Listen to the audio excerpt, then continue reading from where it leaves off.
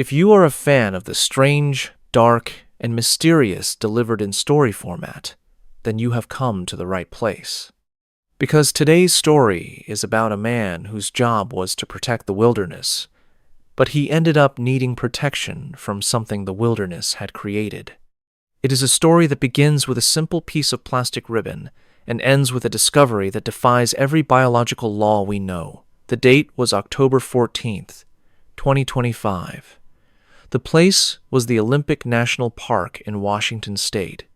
Now, for those of you who have never been to the Olympic Peninsula, you need to understand the geography.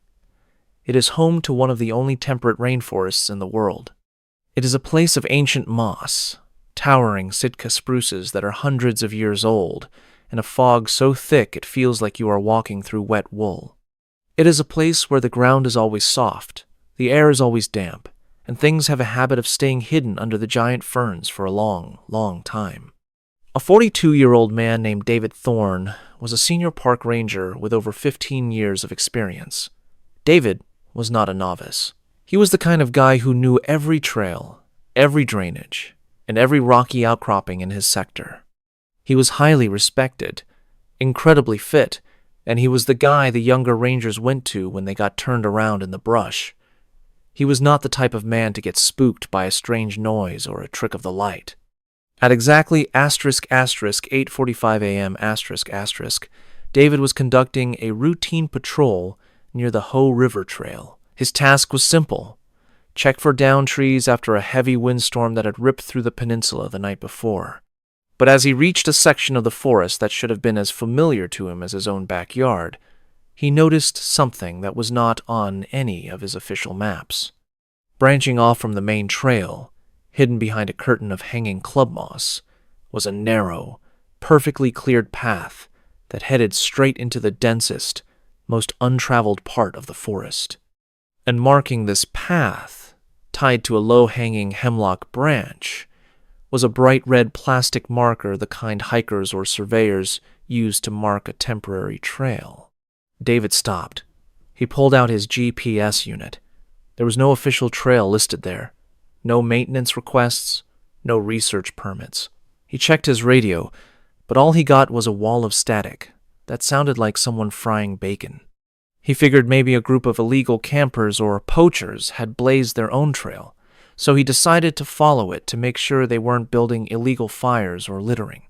He walked for 20 minutes, following the red markers. Every 50 feet, like clockwork, there was another ribbon tied to a tree.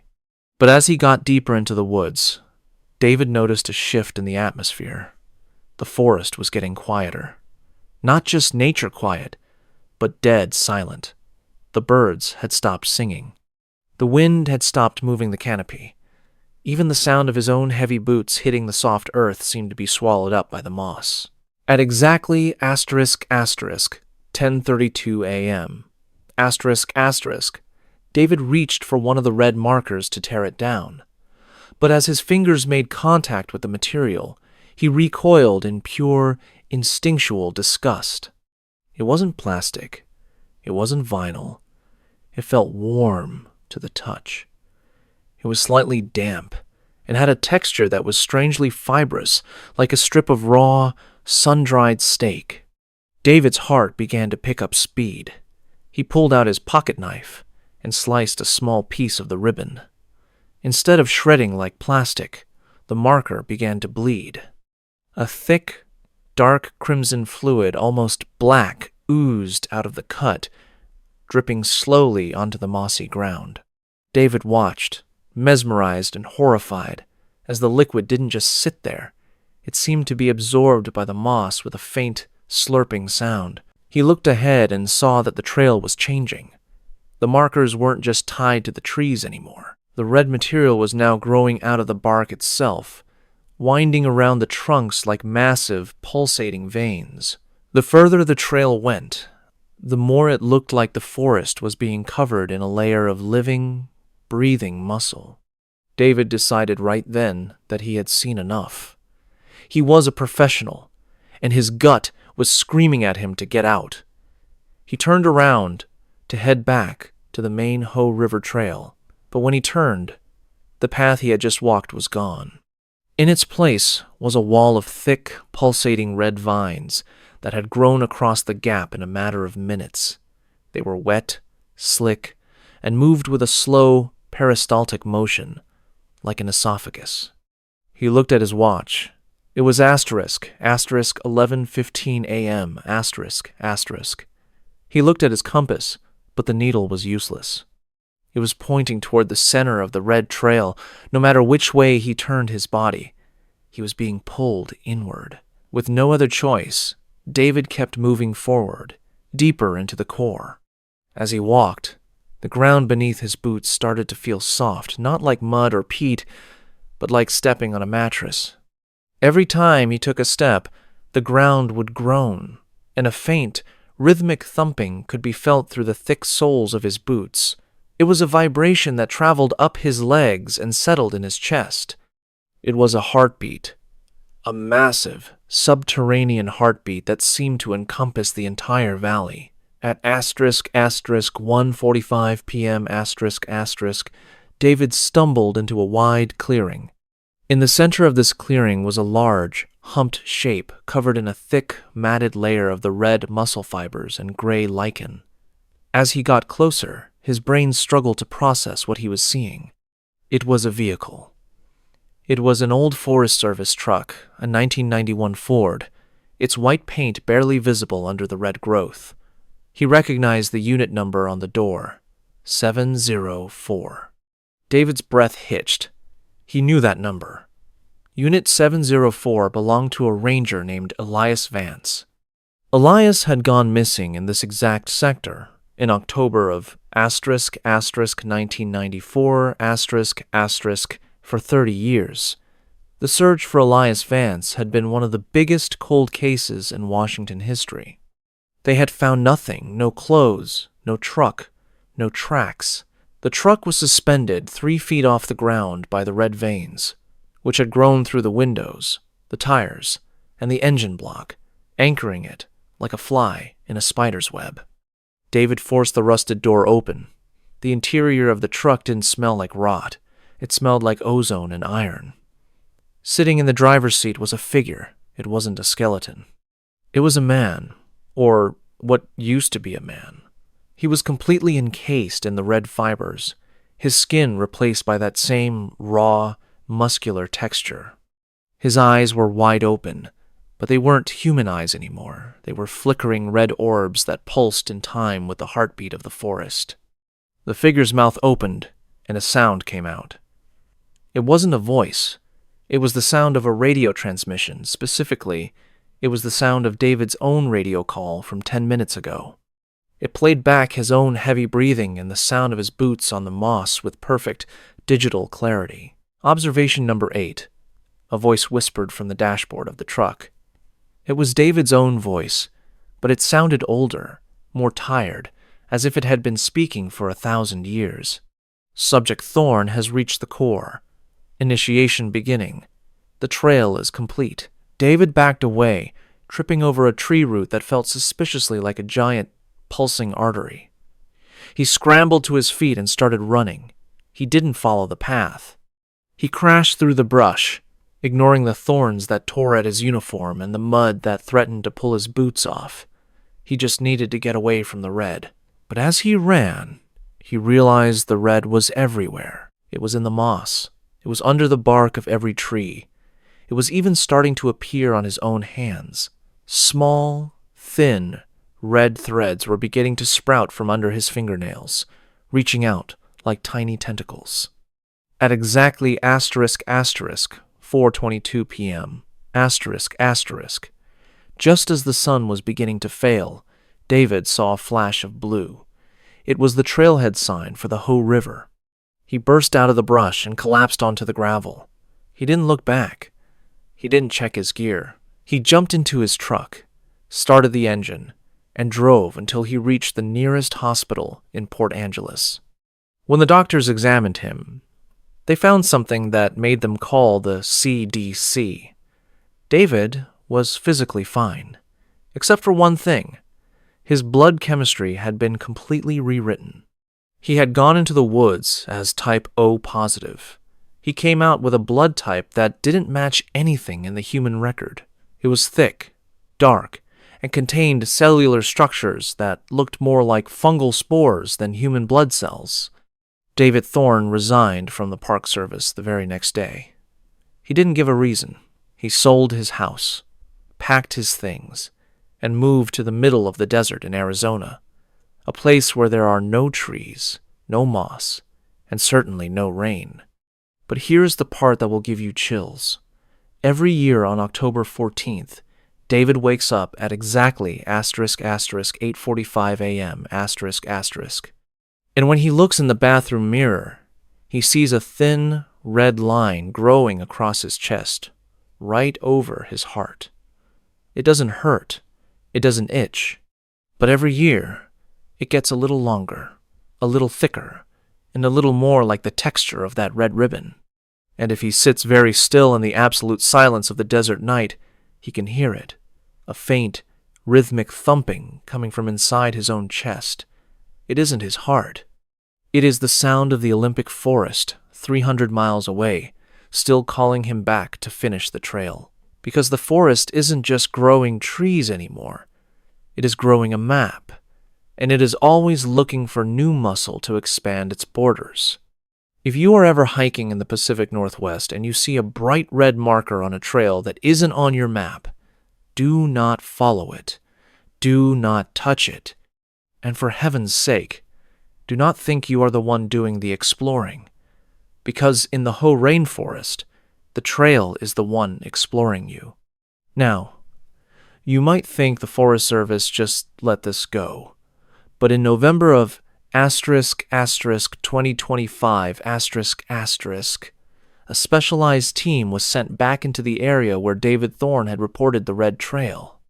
They were equipped with hazmat suits and high-frequency scanners. They found the clearing. They found the truck, Unit 704. But the truck was empty. There was no sign of Elias Vance, and more importantly, there was no sign of the red muscle fibers. The forest looked perfectly normal, just moss, trees, and dirt. However, when they towed the truck back to the lab and opened the engine block, they found that the pistons, the spark plugs, and the cylinder heads had all been replaced by perfectly formed, calcified human bone. The truck wasn't a machine anymore. It was a skeletal remains of a vehicle that had been digested and rebuilt. The Forest Service officially declared the area a permanent high-risk zone and fenced it off, citing unstable soil conditions. But those who know the story of David Thorne know better. They know that the forest is waiting. It is patient. It has all the time in the world to grow its next marker. And the next time someone like David steps off the path, the red ribbon will be waiting to lead them home. Thank you for listening to this story. If you enjoyed it, please hit the like button and subscribe for more strange, dark, and mysterious content. We post stories like this every single week. Until next time, stay safe out there in the wild. If you are a fan of the strange, dark, and mysterious delivered in story format, then you have come to the right place. Today's final story is the one that brings everything together. It is about a boundary, not a boundary on a map, and not a fence made of wire, but a boundary of reality itself. It is a story about a man who found a hole in the world, and once he looked inside, he realized the world had been looking at him his entire life. The date was December 12th, 2025. The place was the Gila Wilderness in New Mexico.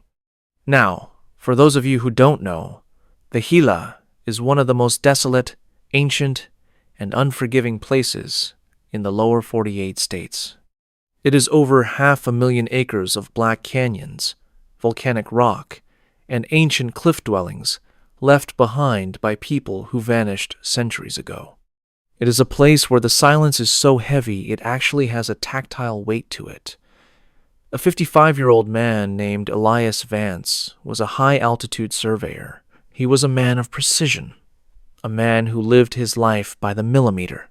His job was to map anomalies in the terrain, basically. He went to the places that satellites couldn't quite see because of shadows, mineral deposits, or magnetic interference.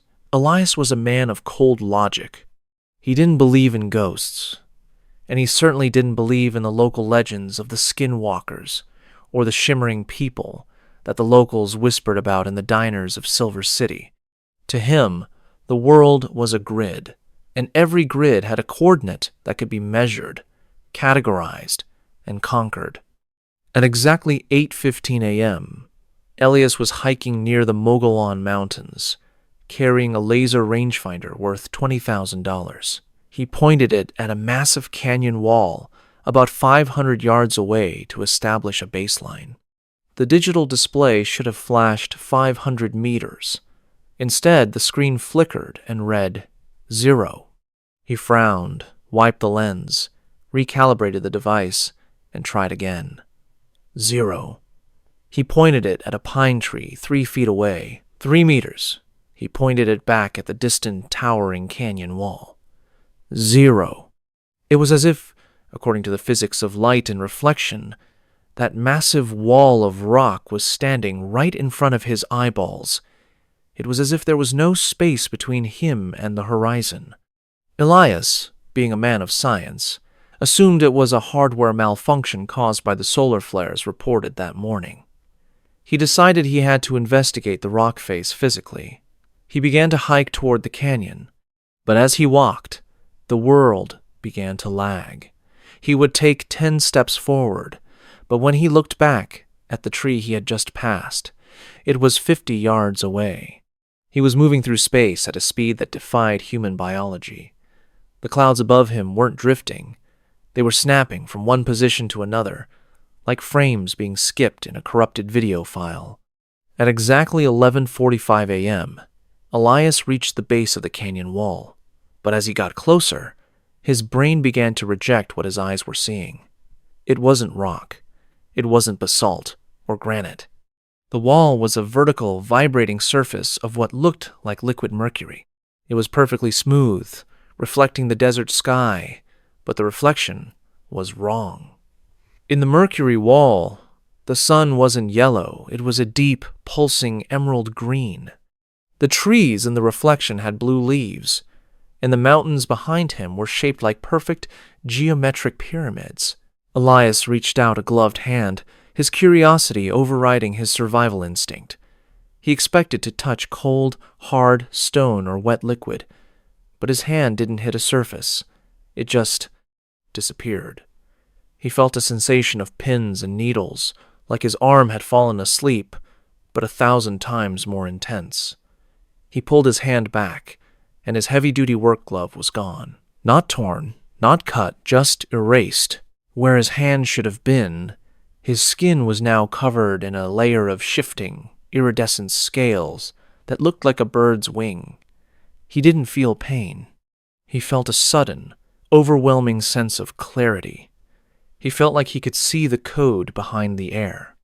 At exactly 1:20 p.m., Elias noticed something moving inside the mercury wall. A figure was walking toward him from the other side. It was a man. As the figure got closer, Elias realized the man was wearing a surveyor's uniform identical to his own. He was carrying the same laser rangefinder. He had the same gray stubble, the same tired eyes, and the same small scar on his chin from a childhood fall. The man on the other side stopped and looked at Elias. But he didn't look scared. He looked disappointed, like a baker looking at a burnt loaf of bread. The double reached out and touched the surface of the wall from the other side. When his hand passed through the silver film, it came out looking exactly like Elias's original hand, with the glove still on. The two men were standing inches apart, separated by a thin, vibrating membrane of elsewhere. "You weren't supposed to find the seam," the double said. His voice didn't come from his mouth. It came from the speakers of the rangefinder hanging around Elias's neck. It was a synthesized, hollow version of his own voice. "The grid is being updated. You are part of the old version. You are redundant data." Elias tried to scream, but he realized his mouth was no longer there. His face was becoming smooth and featureless, like the surface of the mercury wall. He looked down at his body and saw that he was dissolving into a stream of silver numbers, geometric shapes, and lines of glowing green text. He wasn't dying. He was being recalculated. He was being moved to a different folder. At exactly 3:30 p.m., the emerald sun in the reflection began to set. The double, the new Elias, stepped through the wall, fully entering our world. He adjusted his hat, checked his rangefinder, which now read a perfect 500 meters, and began to walk back toward the trailhead with a confident, rhythmic stride. The real Elias, or what was left of his consciousness, was pulled into the mercury. He found himself standing in a version of the Gila wilderness that was made entirely of light, sound, and mathematics. There were no trees, only the times, frequency times of trees. There were no rocks, only the times vibration, times of minerals. He was in the source code. He looked up and saw the seam. It was a giant, glowing golden zipper that stretched across the entire sky, from horizon to horizon, and through the zipper he could see the world he had just left. It was like looking through a window into a house he no longer lived in. He saw his double reaching his truck. He saw his double driving back to the surveyor's office in Silver City. He saw his double walking into his home, hugging his wife, and eating a dinner of beef stew. And then the horror truly set in. The double stopped eating, looked directly into the kitchen window as if looking through the seam, and straight at the real Elias trapped in the light, and he smiled. The double mouthed one word, archived.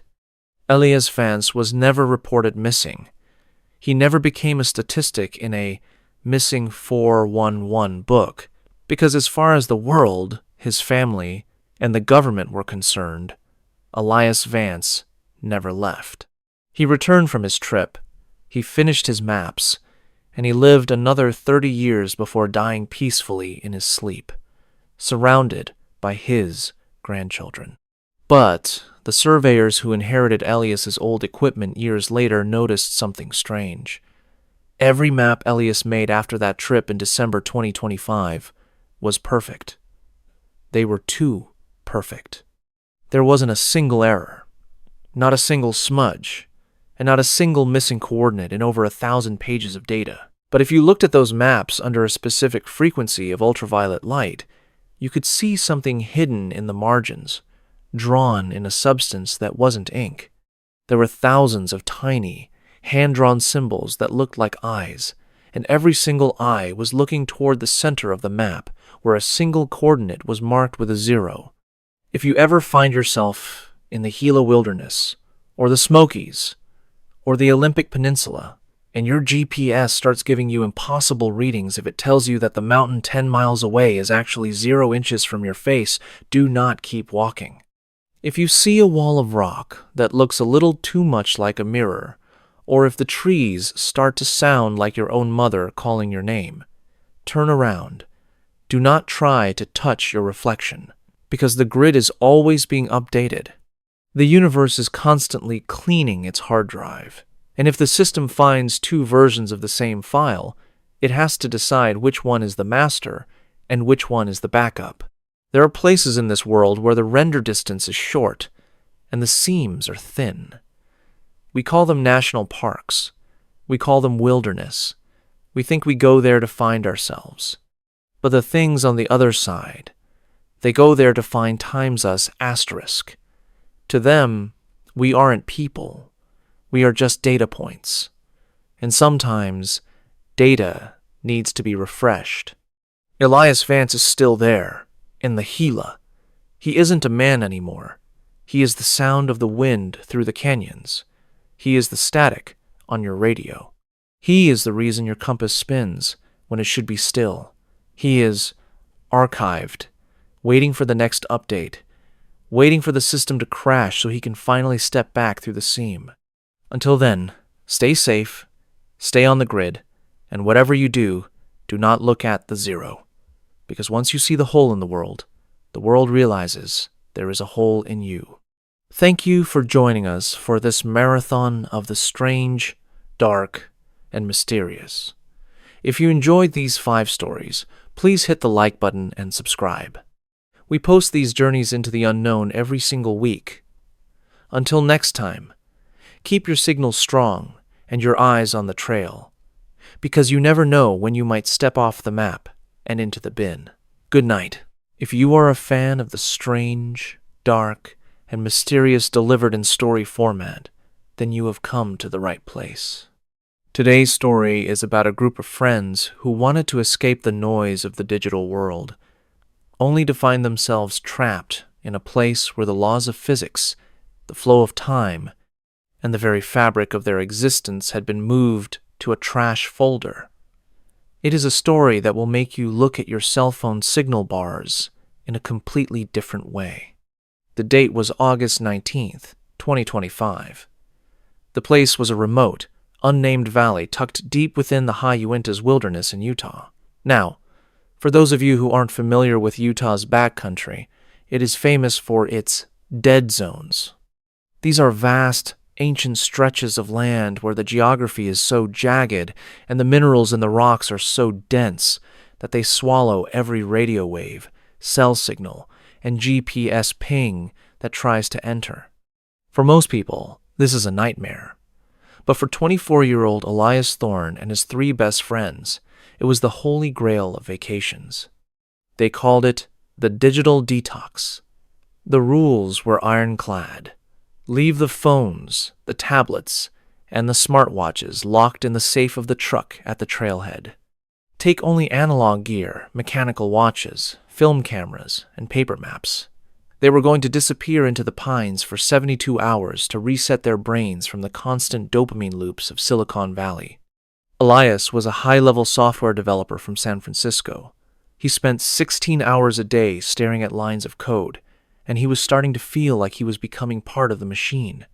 Joining him were Sarah, a trauma nurse who needed a break from the sirens, Marcus, a former collegiate athlete who lived for physical challenges, and Chloe, a freelance photographer who wanted to capture the world on actual 35mm film. At exactly 10:30 a.m., the group hiked past a rusted, bullet-riddled metal sign at the edge of the wilderness.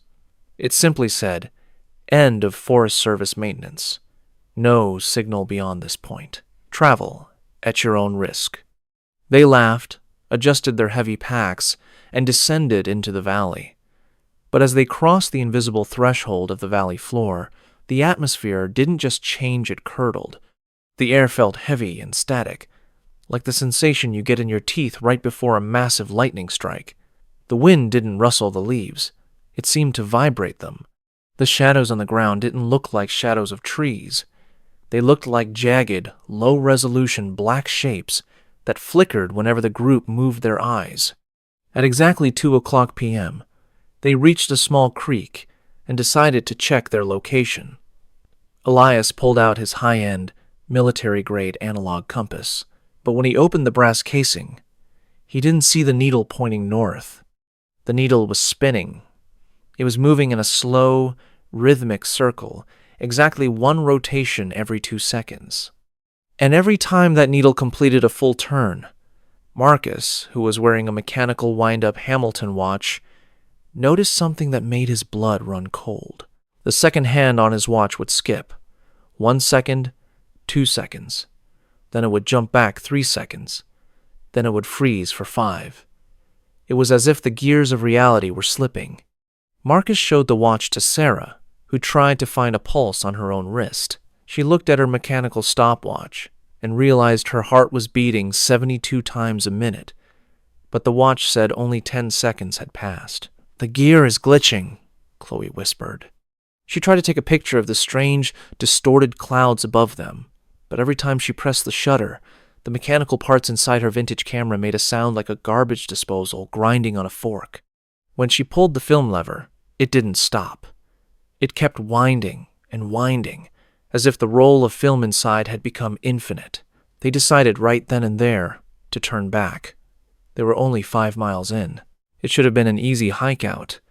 But as they turned around, they saw that the trail they had just walked, the one they had spent 4 hours descending, was gone. In its place was a wall of flat, featureless gray fog. It didn't look like weather. It looked like a missing texture in a video game. It was a vertical wall of nothingness that stretched from the canyon floor to the sky. At 4:45 p.m., the sun began to set. But it didn't set in the west. It stayed exactly where it was in the sky, turning a deep, bruised shade of purple, and then it simply blinked out. 1 second there was light, and the next, the valley was plunged into a darkness so absolute that their flashlights seemed to struggle to even leave the lens. The beams of their lights didn't travel. They seemed to hit the darkness and bend, as if the air itself had become a physical obstacle. "Stay together," Elias whispered. His voice sounded strange, like it was being played through a low bitrate speaker. He reached out to grab Marcus's shoulder to keep the group tight, but his hand passed right through Marcus's jacket. Marcus didn't feel like a ghost. He felt solid to himself, but for a split second, Elias's hand looked like digital static, a jumble of flickering, translucent pixels that hummed with a low frequency. Then, the broadcast began. It wasn't a voice. It was a sound that came from the ground itself. It was the screeching, rhythmic pulse of an old dial-up modem, but amplified to a deafening volume. It echoed off the canyon walls, shaking the very stones beneath their feet. Suddenly, Chloe screamed and pointed her light at a nearby pine tree. Tucked into the bark of the tree, as if it had grown there like a fungus, was a smartphone. Elias recognized it instantly. It was his phone, the one he had locked in the truck's safe 5 miles away. The screen was cracked, but it was glowing with an unnatural, blue intensity. It was playing a video on a loop. Elias walked over, his heart hammering against his ribs. The video showed the 4 of them standing in this exact spot, but they were older, much older. Sarah's hair was white and matted. Marcus was missing his left arm, the stump cauterized by something blue. They were sitting around a campfire that burned with a blue, cold flame that cast no shadows. The Elias in the video looked directly into the camera lens and spoke. His voice was a layered mess of thousands of different tones. "It is 8:12 p.m., the video Elias said. "We have been in the buffer for 19,000 days. If you are watching this, do not look at the moon. The moon is the eye of the compiler. If you look at it, you will be rendered." Everyone instinctively looked up. There was no moon. In its place was a giant, glowing white circle with a spinning, loading icon in the center, rotating slowly against the black sky. It was miles wide, pulsing with a pale light that made the trees below look like wireframe models. Panic, raw and primal, took over. Marcus, the athlete, couldn't take the sensory overload. The sound of the modem was drilling into his skull. He started running toward the gray fog, screaming for his mother, screaming for anyone. The others tried to catch him, but he was too fast. His movements were jagged, as if he were skipping frames in a movie. He disappeared into the mist at exactly 9:00 p.m. A second later, his voice boomed over an invisible speaker system that seemed to fill the entire valley. It was Marcus's voice, but it was coming from every direction at once. "Help! I found the exit!" "It is right." The voice didn't trail off. It shattered into a sharp burst of white noise, a sound so loud it knocked Elias and the girls to the ground. Elias, Sarah, and Chloe huddled together under the rock overhang. They realized then that this valley wasn't a sanctuary. It was the recycle bin of the universe. This was where reality dumped the glitches, the people, the objects, and the moments that didn't fit the code of the world anymore. They looked around and saw that the pines were no longer pines. They were columns of green light, flickering between different shades of emerald and lime. At 3:00 a.m., the static sound finally stopped.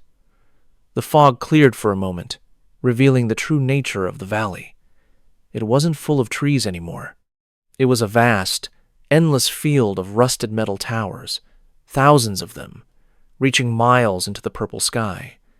Each tower was covered in thousands of tiny, glowing ports. And hanging from these towers, suspended by glowing red wires that entered the base of their skulls, were thousands of people. Their eyes were open. They were flickering with that same red light. They were being processed, their memories and their data being harvested to feed the world outside. Elias saw faces he recognized from missing persons posters he had seen in San Francisco years ago. Elias looked at his own hands. They were becoming transparent. He could see the rusted towers through his own skin. His blood vessels looked like fiber optic cables. "We have to leave," he said, his voice now sounding like a distorted robotic growl. "We have to force a reset. We are a script that has gone wrong. We need to crash the system." He remembered a theory he'd read about in graduate school about how systems react to a critical error. If a piece of data becomes too corrupted, the system tries to eject it before it infects the rest of the drive. He grabbed a high-intensity flare from his pack. He didn't aim it at the sky. He aimed it at the ground, at the exact spot where the modem sound was loudest, where a cluster of blue wires was emerging from the dirt. "When I fire this, run toward the light. Do not look back, and do not think about anything but the parking lot," Elias yelled. He pulled the trigger. The flare hit the ground, but instead of an explosion of fire, it created a tear. It looked like a hole ripped in a photograph, showing the white paper underneath. Through the tear, Elias could see the trailhead parking lot. He could see the morning sun hitting the dust on his truck. He could see a ranger driving past in a green pickup. "Jump!" Sarah and Chloe dove into the tear. Elias followed, but as he moved, he felt something grab his ankle. He looked down and saw a hand made of static reaching out from the ground. It was Marcus. Or at least, it was what was left of Marcus's data. The thing that used to be Marcus tried to pull him back into the bin. Elias kicked it away, feeling a sensation like his entire body was being compressed through a needle. His vision turned into a sea of green code, then white, then nothing.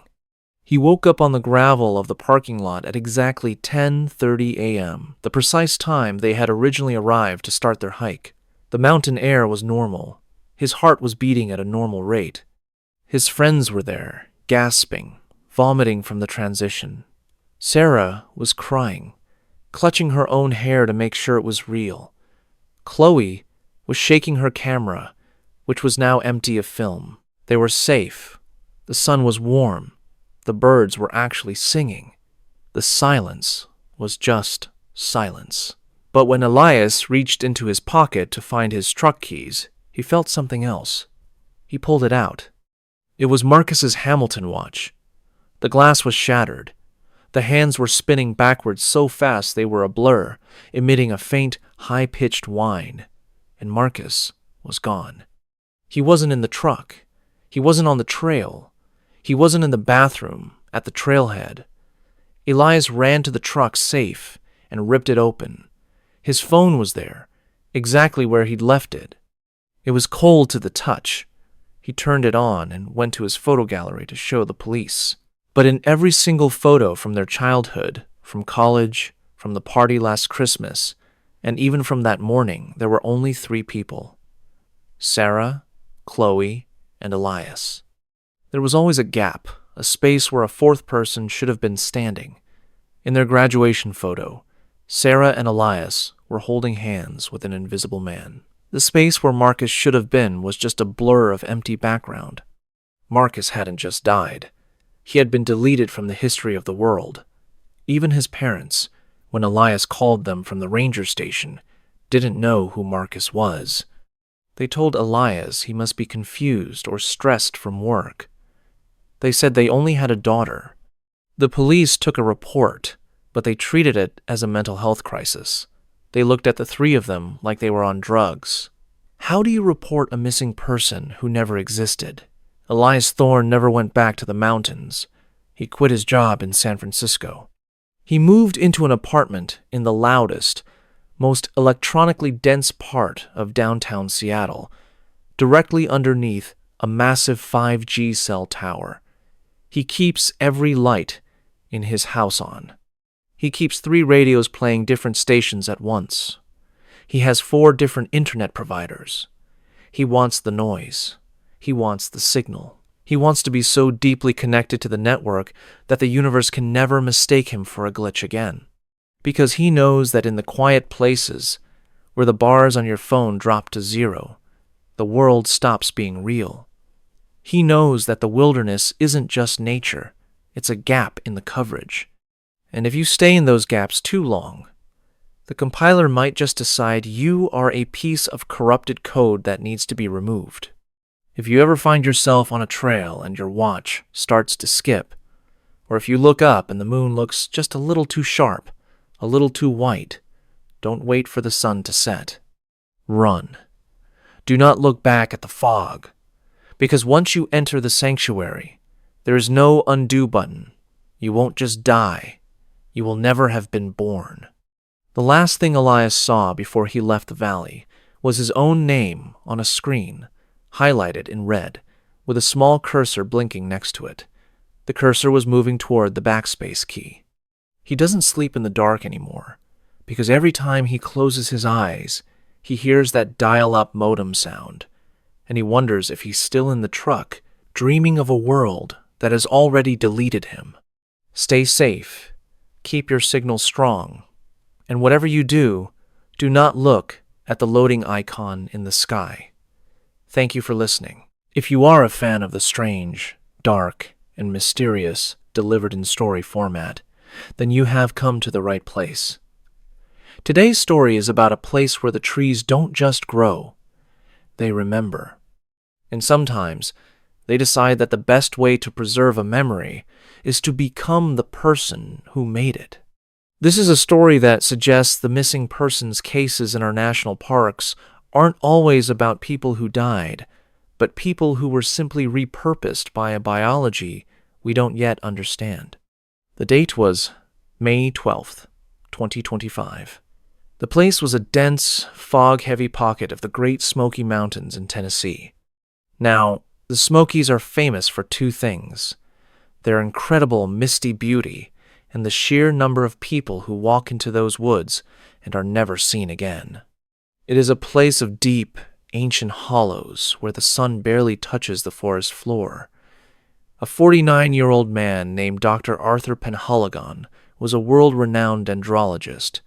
This means he didn't just look at trees. He studied their cellular memory, their chemical communication, and their ancient history. He was a man of cold, hard science. He wasn't interested in the local folklore about spirits or haints in the woods. He was interested in the data. Arthur had a radical theory. He believed that certain ancient groves of pines could act as a biological hard drive, storing chemical data from every creature that passed by them for thousands of years. He believed trees could download the environment. To prove this, he ventured into a no-go zone of the park, a place the local Cherokee legends called the Forest of the Mockingbirds. It was called this not because there were birds there, but because the forest itself was said to mimic the sounds of the people who entered it. At exactly 9:45 a.m., Arthur passed a boundary marker that had been overgrown by a thick gray lichen. It was a rusted Forest Service sign that had been bent in half by some incredible force. The moment he stepped past it, the air changed. It didn't get colder, it got heavier. It smelled intensely of fresh-cut wood and something sharp and metallic, like copper or fresh blood. At exactly 1:30 p.m., Arthur reached a grove of pines that were unlike any he had ever seen in his 20-year career. They were perfectly straight, reaching nearly 200 feet into the air, but they had no needles. Their branches were bare and twisted into shapes that looked disturbingly like human limbs reaching for the sky in a state of permanent panic. The bark wasn't brown or gray. It was a pale, fleshy white. He pulled out his professional equipment to take a core sample. He chose the largest tree in the center of the grove, but as he pressed the sharp steel borer into the trunk, he didn't hear the sound of wood resistance or the crunch of dry bark. he heard a scream. It wasn't a muffled sound or a trick of the wind. It was a high-pitched, agonizing human scream that echoed through the entire grove, causing Arthur to drop his tools in the dirt. He scrambled back, his heart hammering. He looked at the tree, and where he had punctured the surface, a thick, amber-colored sap was oozing out, but it didn't smell like pine resin. It smelled like iron. It smelled like a hospital. It smelled like blood. Arthur tried to rationalize it. He told himself it was just trapped gas escaping a pressurized trunk. But then, the wind began to blow. As the wind moved through the bare, twisted branches, the trees didn't rustle or creak. They wailed. The shape of the branches acted like a massive flute, and the sound coming out was the sound of thousands of voices screaming in unison, men, women, and children. It was a symphony of collective grief. At exactly 4:20 p.m., Arthur realized he was no longer alone in the grove. He looked at a tree 10 feet to his left and saw a face. It wasn't carved into the wood by a hiker. It was emerging from times under times the bark. It was the face of a young woman, her eyes closed, her mouth open in a silent, eternal cry. As he watched, the white bark shifted and stretched like skin, and the face moved. The eyes snapped open. They were made of dark, polished wood, but they followed his every movement. Arthur grabbed his pack and turned to run, but his boots felt like they were stuck in wet cement. He looked down and saw that the pine needles on the forest floor weren't needles at all. They were hair. Long, brown and blonde human hair, millions of strands of it, weaving themselves around his laces and pulling him down toward the roots. The entire forest floor was a carpet of human remains that had been turned into vegetation. He pulled out his survival hatchet and began hacking at the hair, but every time he cut a strand, he heard a sob come from the ground beneath him. At exactly 6:00 p.m., the sun began to set, turning the white trees a blood-red color. That is when the mimicry reached its terrifying peak. One of the trees, the very one he had bored a hole into, began to split down the middle. The bark didn't just crack. It peeled back like a surgical incision. Out of the center of the tree stepped a figure. It was tall, thin, and its skin had the texture of rough, unpolished wood. But the face was Arthur's. It had his glasses. It had his gray beard. It even had the small, jagged mole on his right cheek. The thing stood there, its wooden joints creaking like a heavy door on rusty hinges. It opened its mouth, and Arthur's own voice came out, but it was layered with the sound of snapping twigs and dry leaves. "Thank you for the sample, Arthur," the thing said, its wooden eyes fixed on his. "We needed a new map. We needed a fresh memory to replace the ones that are rotting. You are a very detailed subject." Arthur didn't stay to hear more. He sprinted through the hair on the ground, his boots slipping on the slick, organic carpet. He ignored the screams of the forest floor as he stepped on it. He ran until his lungs felt like they were filled with broken glass and wood smoke. He didn't follow a trail because there were no trails left, only the trees that seemed to step aside, shifting their positions when he wasn't looking, to let him deeper into the trap. Every time he looked back, he saw his wooden double walking behind him. It wasn't running. It didn't need to. It was moving with the slow, inevitable growth of a forest. At exactly 9:30 p.m., he saw a light through the fog. It wasn't a flashlight. It was the yellow glow of a remote ranger station on the edge of the no-go zone. He burst through the final line of white trees and collapsed onto the gravel of the parking lot. The transition from soft hair to hard stone felt like a miracle. The Rangers found him at 10:15 p.m. He was catatonic, curled in a fetal position, clutching a handful of what he thought was moss, but was actually a clump of that long, brown hair he had ripped from the ground. They took him to the nearest hospital in Gatlinburg, treating him for severe shock, dehydration, and thousands of tiny lacerations on his legs. But here is the part that will make you never want to go camping again. When the doctors performed a routine x-ray of Arthur's chest to check for internal injuries from his fall, the room went silent. They didn't find lungs. They didn't find a rib cage. Instead, the image showed a complex, dense network of roots and branches where his organs should have been. Arthur Penhaligon was still alive. He was still talking, but his internal biology had been completely rewritten. He was being turned into a tree from the inside out. Arthur vanished from the hospital 3 days later. No one saw him leave. The security footage showed a man in Arthur's hospital gown walking out the front door at exactly 4:22 a.m. But as the man passed under the bright fluorescent lights of the parking lot, his skin didn't reflect the light. It absorbed it, like old, dry bark. And as he walked toward the tree line, his footsteps didn't make a sound on the pavement. If you go to the Great Smoky Mountains today, near the area of the Forest of the Mockingbirds, you might find a white tree that looks a little too much like a man. It won't have any needles.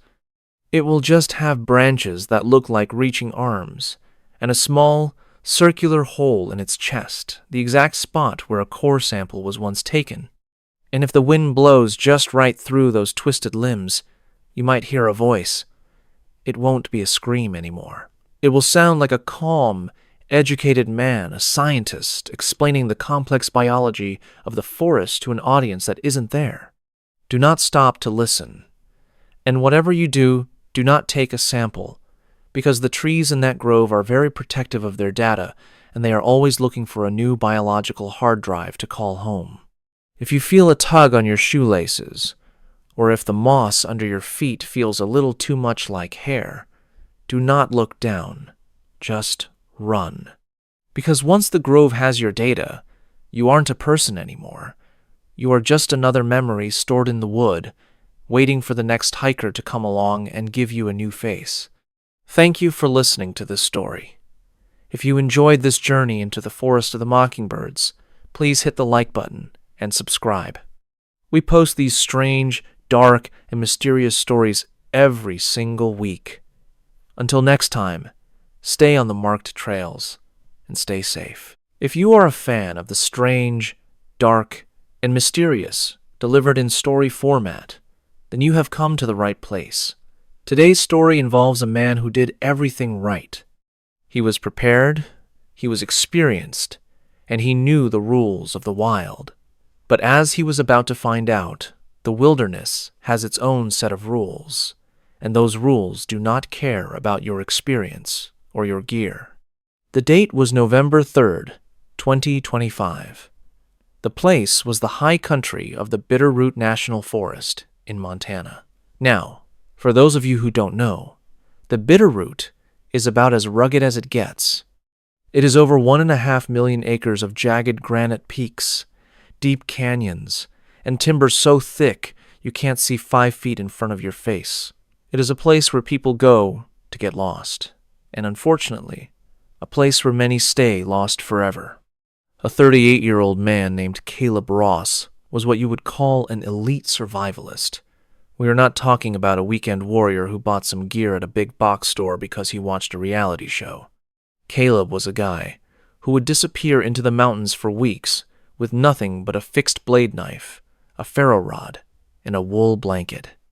He had navigated the swamps of Florida and survived the biting cold of the Alaskan interior. He was the kind of person who felt more at home in the woods than in a grocery store. At exactly 10:15 a.m., Caleb stepped off the marked trail near Trapper Peak. His plan was a 3-day solo cross-country trek. He wanted to test his ability to navigate without a GPS, relying only on a topographical map and his silver pocket compass. He wanted to feel that raw connection to the earth that only comes when you are truly isolated. The first few hours were perfect. The Montana air was crisp, the larch trees were a brilliant gold, and the only sound was the rhythmic crunch of frozen pine needles under his boots. Caleb was in his element. He felt invincible, But at exactly 4:44 p.m., as the sun began to slide behind the sharp ridges, the vibe of the forest shifted. It was like someone had flipped a switch from peaceful to predatory. Caleb stepped into a small, circular clearing. In the center of this clearing were 3 deer. Now, seeing deer in Montana is about as common as seeing a car in a parking lot.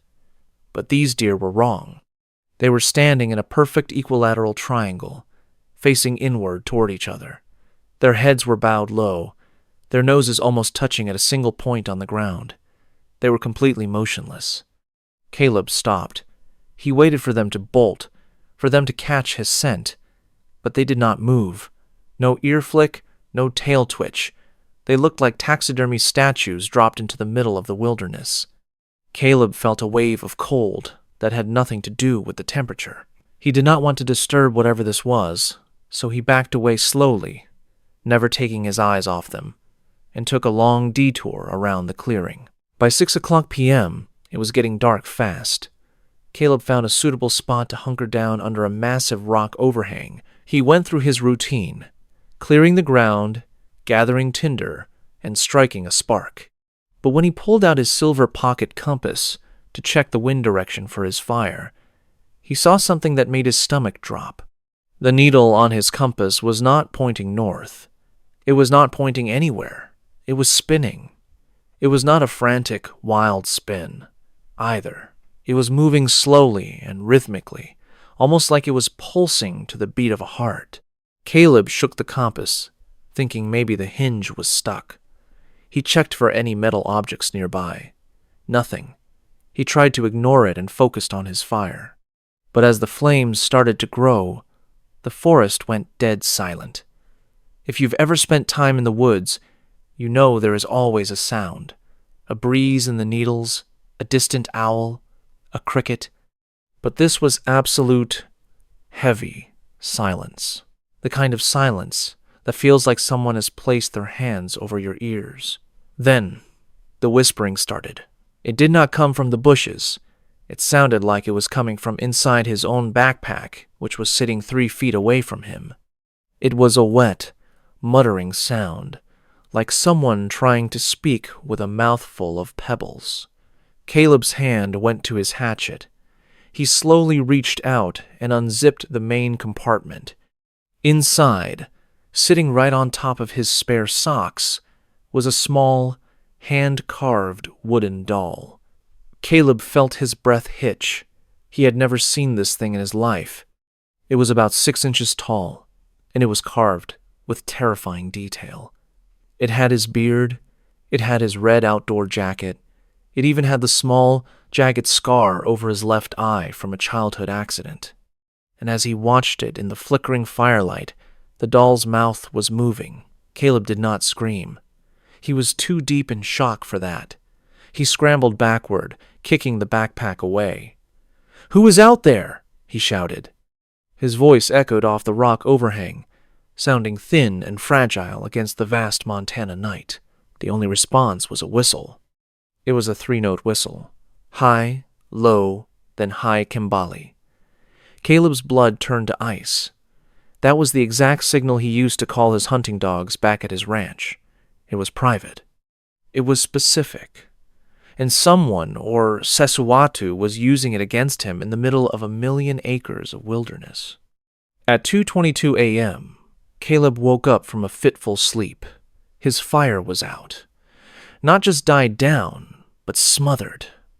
It looked like someone had poured a bucket of liquid ice over the coals. He reached for his flashlight, but when he clicked it on, the beam acted strangely. The light traveled about 3 feet and then just stopped, as if it was hitting a wall of solid black velvet. Within that tiny circle of light, he saw something that made his brain stall. Sitting 5 feet away from him were his boots, his heavy, leather hiking boots. They were standing upright, pointing directly at him. Caleb looked down at his own feet. He was barefoot. He had no memory of taking his boots off. He had no memory of placing them there. He looked at the boots again and realized they were not just his boots, they were newer times than his. The scuffs he had earned in Alaska were gone. They were perfect. He realized then that he was not just being hunted, he was being unmade. Piece by piece, the forest was taking his things and replacing them with versions that did not belong to him. He grabbed his wool blanket and his hatchet and started running. He did not care about navigation anymore. He just needed to move. But no matter which way he turned, no matter how many ridges he climbed or canyons he descended, he kept ending up back at the same rock overhang. 1 time, 2 times, 3 times. The 3rd time he arrived back at the camp, he saw his own backpack. But it was not his backpack. It was made of a material that looked like woven human hair. He did not open it. He just kept running. At 4:30 a.m., Caleb collapsed against a tree, his feet bleeding and his lungs burning. The 3-note whistle started again. This time, it was not coming from the distance. It was coming from right above him. He looked up into the branches of a massive ponderosa pine. Perched there, looking down at him, were the 3 deer from the clearing. They were crouching on the limbs like giant, gangly birds, their long legs folded in ways that should have been physically impossible. Their black, glassy eyes reflected the moonlight in a way that looked like static on a television screen. One of the deer opened its mouth. It did not make a sound like an animal. It spoke, and it spoke in Caleb's own voice. It said, "The rule of 3, Caleb. 3 minutes without air, 3 days without water, 3 steps until you belong to the forest." Caleb felt a sensation of something pulling at his skin. He looked at his hand, and for a split second, his fingers looked like they were made of wood. He was not just being hunted, he was being harvested. Caleb did not wait to hear more. He knew he was losing his mind or losing his soul, and he did not care which. He grabbed his emergency fuel canister, a small bottle of white gas, and poured it over a pile of dry brush. He struck his ferro rod with everything he had left. The explosion of orange flame ripped through that unnatural, inky darkness. For a split second, the world snapped back into focus. The deer were gone. The whispering stopped. The forest felt like a forest again. Caleb saw a gap in the trees that looked like a real path, and he ran. He ran until his heart felt like it was going to burst through his ribs. He did not stop until he felt the hard, cold sensation of asphalt under his feet. He had reached a Forest Service road. It was 7:15 a.m. He found his truck exactly where he had left it. He dove into the driver's seat, locked the doors, and drove until he saw a ranger station. He did not go inside to tell a story about monsters. He was a survivalist. He knew people would think he had a psychotic break from the isolation. He just grabbed the radio and called 911. When the authorities arrived, they found Caleb shivering in the back of his truck. He had mild hypothermia and some nasty cuts on his feet, but he was alive. One of the deputies, a guy named Miller who had known Caleb for years, walked up to him to give him a blanket. Miller paused and looked at Caleb's red jacket. "Hey, Caleb," he said, sounding confused. "When did you get the custom stitching done?" Caleb looked down. On the left breast of his jacket, where there used to be a professional brand logo, there were now words stitched into the fabric in thick, black thread. It was in Caleb's own handwriting. It read, "Asterisk, property of none, asterisk." Caleb did not say a word. He went home. He sold his ranch, and he moved to a high-rise apartment in the middle of a concrete city where he could not see a single tree from his window. He stayed away from anything green. But here's the part that keeps Caleb up at night. A few days after he got back, he was taking a shower and he looked in the bathroom mirror. The small, jagged scar over his left eye, the one he had carried since he was 10 years old, was gone. His skin was perfectly smooth, like a new piece of furniture. And when he finally got the courage to open his old hiking backpack to throw it away, he found something in the bottom. The wooden doll was gone. In its place were Tiga gold larch needles, laid out on the nylon fabric in a perfect, equilateral triangle. Caleb Ross never went back to the mountains, because he knows that out there, in the deep timber, you are not an elite survivalist. You are just a temporary occupant, and eventually, the host is going to want its house back. If you ever find yourself in the Bitterroot National Forest and the wind dies down, and you hear a 3-note whistle, do not whistle back. Just keep walking, because once they have your voice, they are coming for the rest of you. And the scary part is, you might not even realize you have been replaced until you look in the mirror and see a stranger's face with your own eyes. Now, you might think that was the end of the story, but about 2 weeks after Caleb Ross fled the Bitterroot, a team of Forest Service rangers went back to the area near Trapper Peak. They were looking for any signs of illegal camps or environmental damage. They found the rock overhang where Caleb had stayed. The charcoal from his fire was still there, but they found something else that was not in Caleb's report. Buried under about 6 inches of pine needles, directly beneath where Caleb had laid his wool blanket, they found a set of 3 silver pocket compasses. All 3 of them were exactly like the one Caleb owned, and all 3 of them were fused together in a melted clump of metal, despite there being no sign of a fire hot enough to melt silver. The lead ranger, a veteran with 20 years of experience, also reported finding a circle of trees about a mile away. These trees, all ponderosa pines, had grown in such a way that their branches had intertwined to form a perfect dome over a small patch of ground.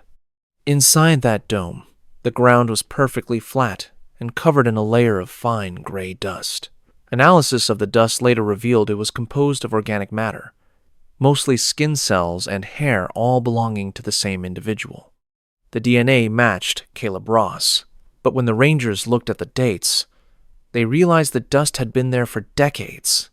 It was as if Caleb had been unmade in that forest long before he ever stepped foot in it on November 3rd. The Forest Service officially closed the case as unexplained phenomenon, a common label for the thousands of disappearances that happen in the American National Park System every year. But the rangers who were there that day, they don't go back to Trapper Peak. They know that some places on this earth are not meant for us.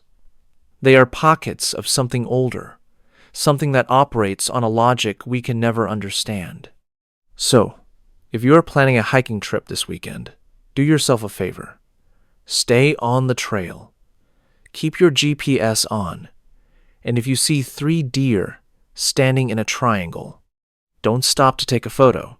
Just turn around and go home. Because the forest is always watching, and it has a very long memory. And it is always looking for new pieces to add to its collection. This story serves as a reminder of the missing 411 phenomenon that has gripped the Pacific Northwest for years. People disappear in the woods under impossible circumstances, sometimes found miles away in areas they couldn't possibly have reached, or sometimes never found at all. Caleb Ross was one of the lucky ones. He got out. But did he really? If his scar is gone, and his jacket is changed, who exactly is sitting in that high-rise apartment in the Midwest? We may never know. But the next time you are in the woods, and you feel that sudden, heavy silence, just remember Caleb, and remember the rule of Tiga. 3 minutes without air, 3 days without water, and 3 steps until you are gone. Thank you for listening to this story. If you enjoyed it, please hit the like button and subscribe for more strange, dark, and mysterious content. We post stories like this every week. Until next time, stay safe out there